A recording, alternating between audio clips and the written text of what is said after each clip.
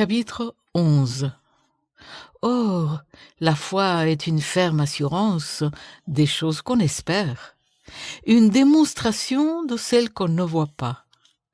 Pour l'avoir possédée, les anciens ont obtenu un témoignage favorable. C'est par la foi que nous reconnaissons que l'univers a été formé par la parole de Dieu, en sorte que ce qu'on voit n'a pas été fait de choses visibles. C'est par la foi qu'Abel offrit à Dieu un sacrifice plus excellent que celui de Caïn. C'est par elle qu'il fut déclaré juste, Dieu approuvant ses offrandes, et c'est par elle qu'il parle encore, quoique mort. C'est par la foi qu'Enoch fut enlevé pour qu'il ne voie point la mort, et il ne parut plus parce que Dieu l'avait enlevé. Car avant son enlèvement, il avait reçu le témoignage qu'il était agréable à Dieu. Or, sans la foi, il est impossible de lui être agréable. Car il faut que celui qui s'approche de Dieu croit que Dieu existe et qu'il est le rémunérateur de ceux qui le cherchent. C'est par la foi que Noé, divinement averti des choses qu'on ne voyait pas encore, et saisi d'une crainte respectueuse, construisit une arche pour sauver sa famille. C'est par elle qu'il condamna le monde et devint héritier de la justice qui s'obtient par la foi. C'est par la foi qu'Abraham, lors de sa vocation, obéit et partit pour un lieu qu'il devait recevoir en héritage, et qui partit sans savoir où il allait. C'est par la foi qu'il vint s'établir dans la terre promise, comme dans une terre étrangère, habitant sous des tentes, ainsi qu'Isaac et Jacob, les cohéritiers de la même promesse. Car il attendait la cité qui a des solides fondements, celle dont Dieu est l'architecte et le constructeur. C'est par la foi que Sarah elle-même, malgré son âge avancé, fut rendue capable d'avoir une postérité, parce qu'elle crut à la fidélité de celui qui avait fait la promesse. C'est pourquoi d'un seul homme déjà usé de corps naquit une postérité nombreuse, comme les étoiles du ciel, comme le sable qui est sur le bord de la mer et qu'on ne peut compter. C'est dans la foi qu'ils sont tous morts, sans avoir obtenu les choses promises. Mais ils les ont vus et salués de loin, reconnaissant qu'ils étaient étrangers et voyageurs sur la terre.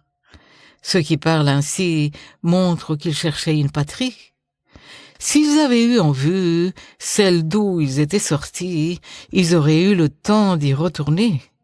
Mais maintenant, ils en désirent une meilleure, c'est-à-dire une céleste. C'est pourquoi Dieu n'a pas honte d'être appelé leur Dieu, car il leur a préparé une cité. C'est par la foi qu'Abraham offrit Isaac lorsqu'il fut mis à l'épreuve et qu'il offrit son fils unique. Lui qui avait reçu les promesses et à qui il avait été dit « En Isaac, tu auras une postérité appelée de ton nom ».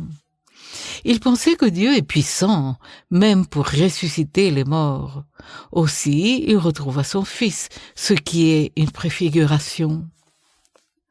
C'est par la foi qu'Isaac bénit Jacob et Ésaü en vue des choses à venir.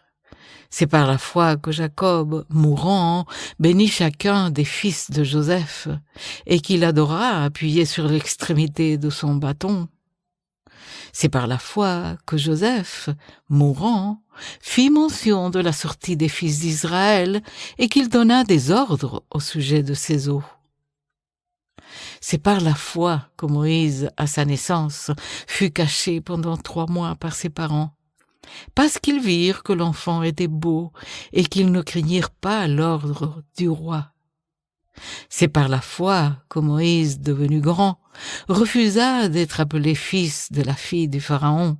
Il préféra être maltraité avec le peuple de Dieu plutôt que d'avoir pour un temps la jouissance du péché. Il regarda l'opprobre de Christ comme une richesse plus grande que les trésors de l'Égypte. car il avait les yeux fixés sur la rémunération. C'est par la foi qu'il quitta l'Égypte sans être effrayé de la colère du roi, car il se montra ferme, comme voyant celui qui est invisible. C'est par la foi qu'il immola la Pâque et fit l'aspersion du sang, afin que l'exterminateur ne touche pas au premier-né des Israélites. C'est par la foi qu'ils traversèrent la mer Rouge, comme un lieu sec, tandis que les Égyptiens qui tentèrent de passer furent engloutis. C'est par la foi que les murailles de Jéricho tombèrent, après qu'on en eut fait le tour pendant 7 jours. C'est par la foi que Rahab, la prostituée, ne périt pas avec les rebelles, parce qu'elle avait reçu les espions avec bienveillance.